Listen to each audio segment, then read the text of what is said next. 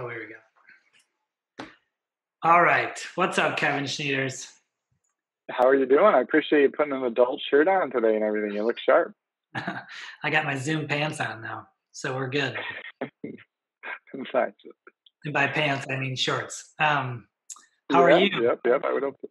Doing great. Yeah, thanks. I've been telling people that I am pandemically perfect. It's as good as it's going to be. I'm just working hard to make sure it's good. And we were talking yesterday, Tom, when we were walking. Wendy and I were, my wife, um, and she said, I said to her, every day I try to evaluate if it was outside of a pandemic, what would we be doing today? And so yesterday, other than virtual church services instead of in-person church services, it was the same day we would have had outside of a pandemic. So rather than taking this wide lens view, just trying to narrow in on each day and say, what could we do today? And if it was going to be really different because of a pandemic, what's the best we can do, to get close to that? I can't take you to the ocean today, but what can we do today, right? That would feel great. So just trying to make it pandemically perfect, if you will, and get as close as we can.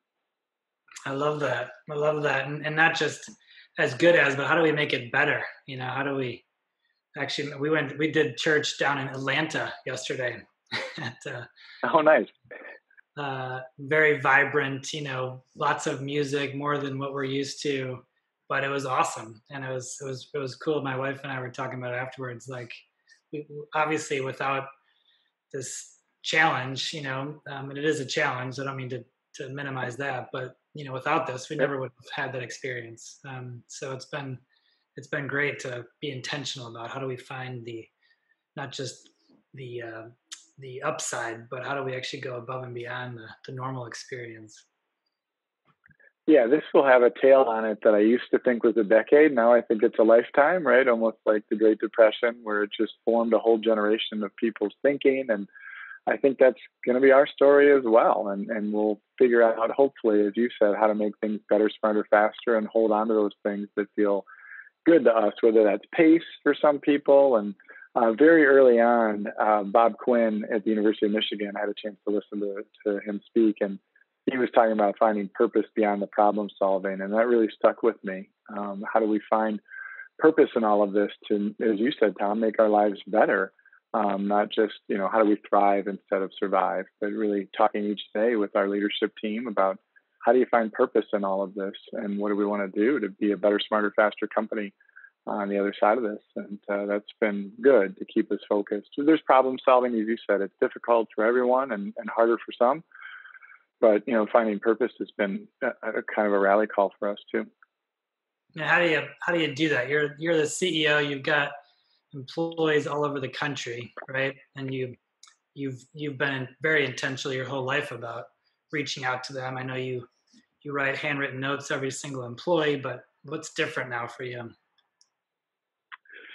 I think feeling the need for that more, right? Feeling that it's more important. I think that crisis like this, like a pandemic, is really almost like I felt when we had kids or when I bought the company. It doesn't necessarily change, it just amplifies. And so what was good about our company in terms of that communication, we need more, right? We're plugging the guitar into a larger amplifier. And so we've got to amplify that communication, do even more of it.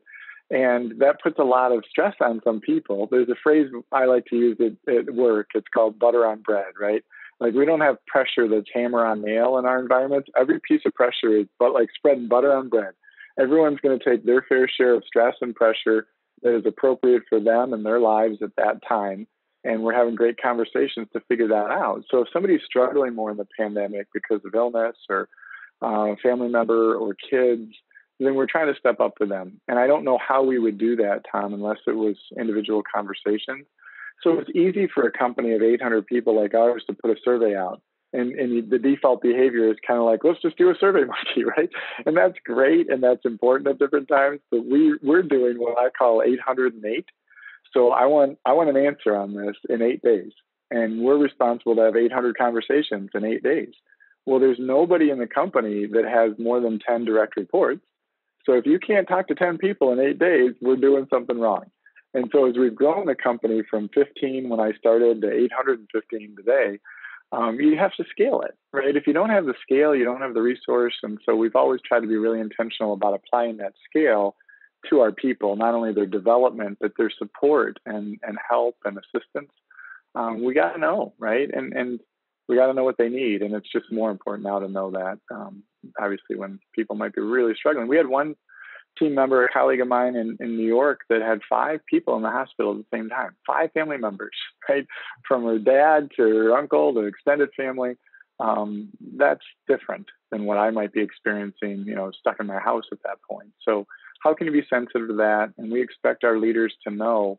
Long answer. I apologize. You're always so patient to listen, but I will. I talked to someone the other day, and he was coming to me saying, "Look, I like being a leader, but the leadership requirements at EDSI to have direct reports are so intense that I can't do anything else." And it was great for me because when I took on this role as the CEO, I said, "I'm not going to do anything." And people are like, "What do you mean?" I'm like, "No, I'm not doing anything." And they're like, "What do you mean?" And I said, "Well, if I do stuff, I won't be present for the people that need me. So from 8 to 4:30, I can't do anything. I can't have any deadlines. I can't do anything but show up and serve other people." And so now to hear that leaders are feeling that, they get the ask. You have to know the birthdays of your direct reports' children and what that looks like, right? And so if you want to go speak at conferences and design things, and great, that is absolutely needed at EDSI, but not for our servant leaders. They're there to support the people that are doing all the work and make them great. And so we really have that conversation frequently. Do you want to work well individually, or do you want to work well through others and lead that way and show up to give everything in your heart that you can give to those people? And he was just getting off the ride, right? He was saying, "I want to do other stuff. I want to build relationships with new clients." It's like, awesome. You're going to be great at that. So I think that kind of direct frankness that we have in our conversations is fun. And you actually call yourself the CEO and the Chief Servant Officer. So what does that mean? What does that sort of leadership look like? Yeah, my buddy Stanley from graduate school challenged me to do that when he heard me refer to the chief servant leader. And he said, "Why isn't it on your business card? Why don't you tell people that that's who you are?" And so I came back from school and put it on my email signature for Stanley because he's a great human. And, what does it mean to me? Tom, I think Lencioni did a nice job recently in his latest book, The Motive, just came out recently, Patrick Lencioni. And he said, leadership should be about what you give, as I just said, in terms of rather than what you get. So if you go to leadership, you better be going there for everything that you can give, not everything that you can get. And a lot of people view leadership as I've arrived, right? I got here, I got the trappings of leadership, I got to this place, as opposed to I'm here to give to other people. And you feel like when you're a servant leader and you're doing it right, you're worn out. And that's, a phrase that some of my mentors have used. I just want to be all worn out, right? That famous quote. I think that you're just giving in a way that is challenging. It's hard. It doesn't ever feel like the easier path. Lots of people challenge you that everyone's taking advantage of you. But if you're doing it correctly, you are applying a great level of accountability to people too, and what they're doing. That's part of it. Is you get everything you need to be extraordinary, and then you're held to the extraordinary accountability of being that person, man. And I don't even think about that aspect of it in terms of how it feels in my relationships, because we are keeping score, but they're keeping score. No one's harder on themselves than themselves, right? And so if I were just trying to manage someone and hold them accountable, I'd never be able to do that as well as they're going to hold themselves to a higher standard. The people at EDSI do, at least. So they're self-selecting or telling me they need something else in a different role, as opposed to me doing that with them. So yeah, I love that. And one of the reasons I wanted to talk to you is I have a great amount of admiration for your leadership style, that you, as you just said, it's not about what you do, it's about who you are for your people. And if you are the leader that they all need, then the organization can have the tremendous growth that you've all had, because you're not trying to do everything. Not everything has to go through you or the CEO. And we just wrote a recent article about this whole idea that we can't lead others if we're not leading ourselves. That we need to do both at the same time. We've all heard that we need to put our own face mask on first on the airplane, right? If we need oxygen. But very few leaders are really good at that. So talk to us a little bit about what do you do for your own sense of self-care and for leading yourself so that you can be there for the rest of your organization. Yeah, it's great. I mean, I was blessed, my whole life to have a really nice sense of faith. And so I think that's a big part of it for me. Sometimes I think to myself that all you can have is a plan and a prayer. That if there's a good plan and really all you can do is execute a plan in business. And I add the prayer to that, right? All I can have is a plan and a prayer sometimes. And that doesn't speak to the desperation as much as just my thinking about the work that I'm doing. And so that's certainly fundamental to how I try to live and take care of myself, is the recognition that there's far greater, more important things than the work that I'm doing, and far more important people that I can serve than me individually. And so it's always this sense of other that I think keeps me grounded. And so the self-care very in a disciplined way is I do keep a gratitude journal. I do try to practice a little bit of guided meditation every day. Working out is like therapy for me. I do a lot of it and I enjoy it. And so that's a big piece of it. And then I think the connection, I was having a hard day recently, Tom, which is pretty unusual for me. I'm kind of the happy idiot most of the time. What you see is not fake in any way. This is who I am all the time. And that's a great blessing, right? To wake up and feel purpose and to be happy. And our youngest, Riley, is kind of a little mini twin. And so I don't put any pressure on her, but she does kind of wake up in a cheerful mood to look into getting into some mischief. And so as I think about that, it was unusual for me to feel that. It's like, this doesn't feel great. And then all of a sudden, 2, 3 people were calling me, friends, colleagues, people at work that needed something. Some were very significant around mental health, and they needed my help. Very direct questions. You have 2 minutes to coach me, right? These phrases that come that people are put in front of me that I'm asked to serve. And boy, I'll be darned if I didn't feel better a few hours later from having 2 or 3 of these conversations. So I think through that sense of other is what drives that purpose. And it does help me care for myself. But again, you have to do the basics, right? You have to eat well, you have to get enough sleep. And I'm sort of maniacal about a sleep tracker. And I know how many hours of sleep I get. I do journal. I do meditate. You're doing these basics. But the other thing that I would add that's been transformational for me just happened at the beginning of this year, and it was this 8-week course on self-compassion. And I can tell you, Tom, that when I took that class, I didn't really ever think about it. I knew what compassion meant. I knew what self-care meant, but I was confusing self-esteem for self-compassion.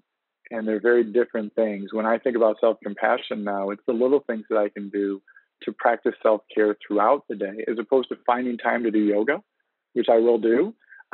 This act of just doing this when I'm frustrated or when I'm challenged or when I'm critical of myself.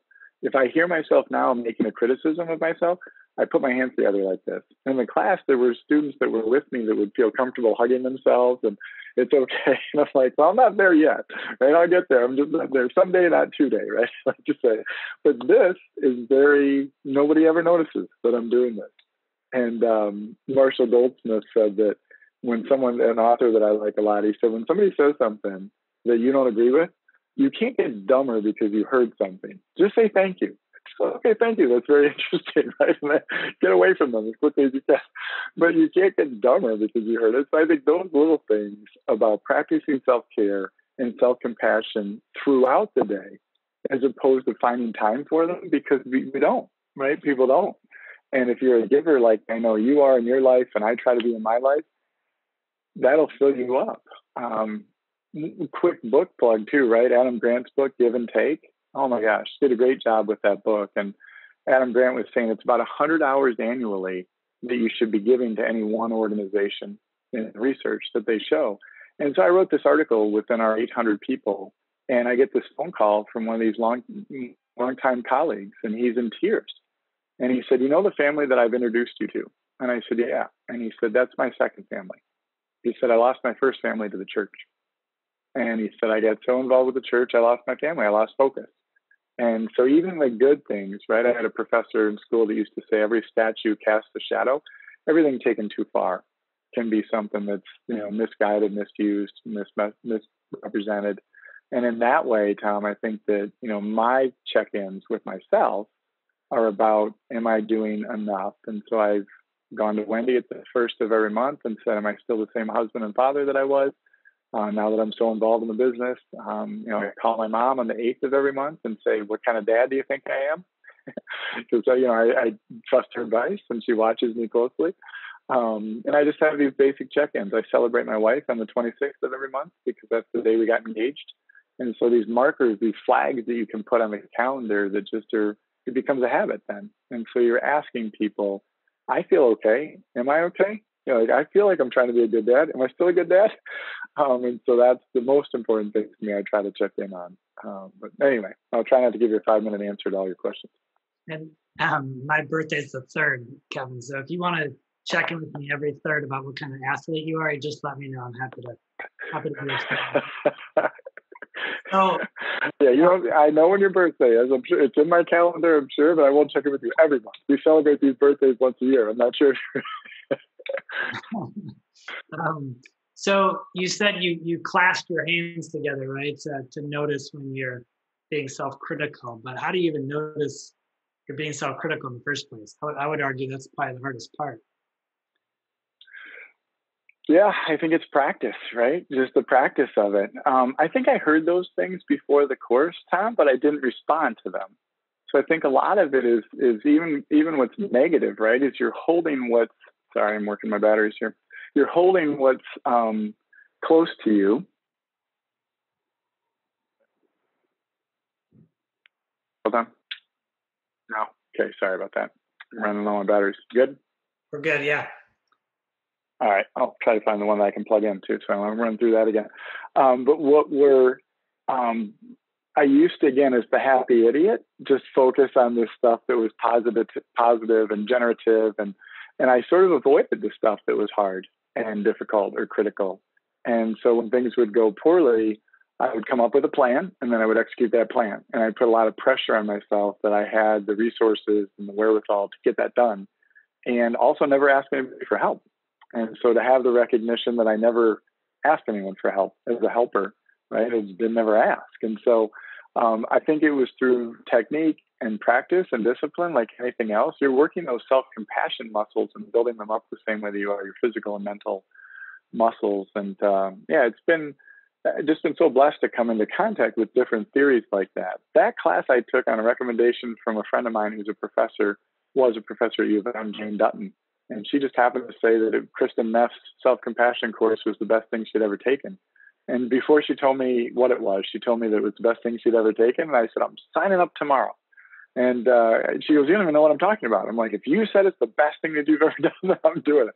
And I did, right? I didn't even know what it was. And I signed up for it. And it was really fantastic. I think I can see these headphones. It's a great opportunity to plug for our dozens and dozens of podcast listeners. The little external mic here called the Blue that I just got, Kevin. Ooh, nice. It's amazing. It makes you look and feel official, and it actually works pretty darn well. And I don't have to stick those things in my ear like I do most of the day. See if nice. they'll send me millions of dollars for plugging them right now. I assume you're also picking up your kids being angry in the hallway on the Blue too. They tend to fade a little bit more of that out, but I apologize. Amplify our children's voices down the hall, exactly. So you also said that you're getting good sleep, you're exercising, all the obvious things that frankly, we've worked with over my career and over my business partner's career for almost 30 years with CEOs across the country, over into Europe, that frankly, most CEOs aren't very good at that. We know that stuff intellectually. We know the importance of sleep and of exercise and of eating well and having quiet time, whether that's prayer or meditation. We know all these things intellectually, but frankly, it's interesting because almost all those leaders, probably 99.9% of them would say they have a high degree of integrity. in their life, and yet the person that they lie to the most is themselves. And we all do it. We all make promises to stop doing this, or to stop drinking, or to stop smoking maybe, or to get more sleep, or to exercise more, or to spend more time with our wives or our family or our kids, and yet we let ourselves down almost all the time. So what are some practical sort of advice you might offer to other leaders who are struggling with this? And great point, Tom, on your part. I think it was also Marshall Goldsmith who said knowledge doesn't dictate behavior, right? If it did, there would be no doctors who smoked. And so in that way, I think about that a lot. And it's just, for me personally, right, it's a tough topic because you hit on something that I happen to have a strength in, which is personal discipline. And so I don't think about it a lot. You don't reflect upon it. It's why Michael Jordan's a terrible coach, right? Because he didn't have to think about it. And so when you don't process like that, like, how would I do this? So I pay homage to your question, to be fair to your question, just thinking about the things that would be a little bit different. I think there is no time management, right? Get out of this idea that there's any time management. Unless you're a wizard, there's only 24 hours in every day and 7 days in every week. There's choice management. And so 2 parts, right? You have to prioritize. And in that way, I do make lists about what's most important to me. And then in the other way, I do have the compassion to understand that if you go to your high school reunion, don't tell a lot of people we should still get together. Just tell them you're not going to get together, right? You're a heck of a nice person. I'm never going to see you. I'll see you in 5 years, right? Because that's just the reality of it. At this point in my life, I've got my family, right? I've got faith. I've got the business. There's very limited time. And that doesn't mean that I don't care about these people. It just means that I'm being conscious of my choice management and giving myself enough grace and self-compassion to know that that's okay. And then I'll joke with people about it. But I think the lists are really, really critical. There's a book, I'm not going to remember the author now, Tom, but unfortunately the CEO found out that he had 6 weeks to live. And he made a list of these concentric circles of how he wanted to spend time with people in the last 6 weeks of his life. And so he took the exterior circle and wrote those people emails and notices just about what was going on. And then the next week, he brought these second level people in, next level down, and he met with them in person. And then the last 4 weeks of his life were just spent with the people in the inner circle of his life. And so I thought about that, and I'm like, well, why would I wait to have some terrible diagnosis to organize my contacts that way? So I just started one day, every day, A, B, C, and when I just went through my contacts, you have a chance to clean them up too. But you can say, well, I put this person in the first circle, second circle, third circle, fourth circle. And then if I have some time, I go to that first circle and say, I'm going to call my friend Tanya, my best friend from college. I'm going to call her first because she's in that circle that's just outside my family or something. And so being intentional is a huge theme, but recognizing, right, that my family will always be more important than my business. I can hire another CEO. I don't feel like getting another wife. And so from that perspective, that's why I asked Wendy, how am I doing? Because it's always going to be number one. And the business is always going to be 1A. We have 18 summers with our children. 18 summers. That's all we get. And boy, does it go by like that. I know enough to know at this point that it's going fast. And so that's number one. Work will be here. Different work will be here. That work's not here, right? And I don't mean to be flip about it. I don't care. I care intensely about serving other people in that company, but not as much as serving my family. And they know that. And I would want the same thing for them. That's why we call it life-work balance at EDSI, not work-life balance. And so real subtle changes tell people through our behavior and our language, this is what we're about at EDSI. We're about life-work balance.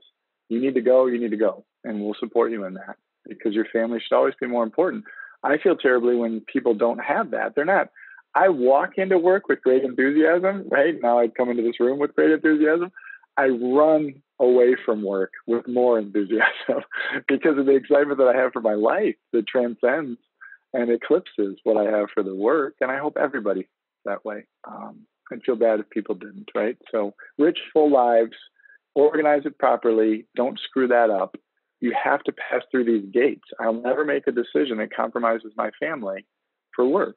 It won't. Now you're balancing things sometimes, right, Tom, where it's like, I've got to give a little bit more. I've got to go on this trip. I've got to go out of town. you're balancing those things. But over time, you better have the right balance in terms of 1 and 1A, because we're not getting this time back. And so, yeah, those things are constant in my mind. I also think about my own mortality every day. And there's an old Buddhist tradition where they imagine that there's a bird on the shoulder, and they say, "Is today the day, bird?" And you just kind of look to your shoulder and say, "Is today the day, bird? What would I do differently if today was the day?" And I think that's a really healthy place to be. People think it's morbid. They want to avoid it, right? It's hard to get your parents to talk about it. But if today was the day, what would I do differently? And how do I feel about what's come to this day and brought me to this place too? So, yeah. Anyway, hopefully there's a nugget in there somewhere. Lots of little BBs, right? Somebody told me no silver bullets, but lots of silver BBs. They're out there. Yeah, that's that mortality one just hit me. My Zoom screensaver you may have saw was a picture of me and my dad from last year, and he passed away March 1st this year. And it seems like every day, I don't have a bird on my shoulder, but I'm pretty sure my dad's sitting there saying, "Hey, dummy, go do what matters. Stop wasting time on what doesn't matter." So where do you go for your own sort of inspiration? You are a tremendously inspirational leader to your 800 plus people, to the people in your life that don't work for you, and you're able to give that energy away. But where do you find it for yourself as a CEO? Yes, and sorry about your dad, Tom. I think whenever someone feels that level of pain for loss, it speaks to the glory of the relationship and the inspiration that he was for you, right? And you could answer that question pretty easily.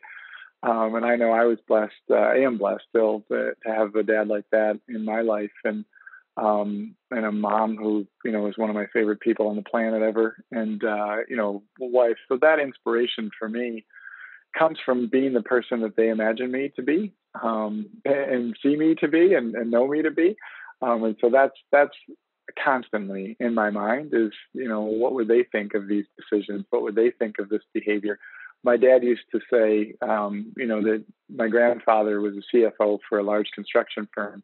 And he would say, there's a larger ledger, right? There's a larger ledger that someone's keeping on your life and the decisions that you're making. So important, right? But there's a larger ledger about how you treat people and the relationships that you have and how you act. That's inspiration, is to have people in my life that taught me those things, but I know are still watching, today. And how am I making them proud of that? A lot of it that is internal is just this constant curiosity for learning. And I think that leaders should be three things, right? In my opinion, they need to be clear, they need to be consistent, and they need to be curious. And if you hold that up to servant leadership or someone that's really tough and they're having success, even for a quarter at a time, they're going to hit those three things out of the park every time.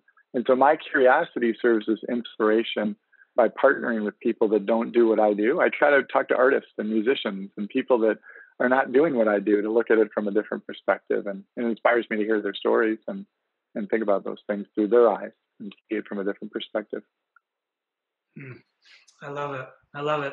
So you may know the name of this podcast is Culture Eats Everything. That Drucker coined the idea of this whole culture eats strategy, but we believe that it's much bigger than that. That culture eats everything. So just curious what you think about that idea for yourself and for EDSI.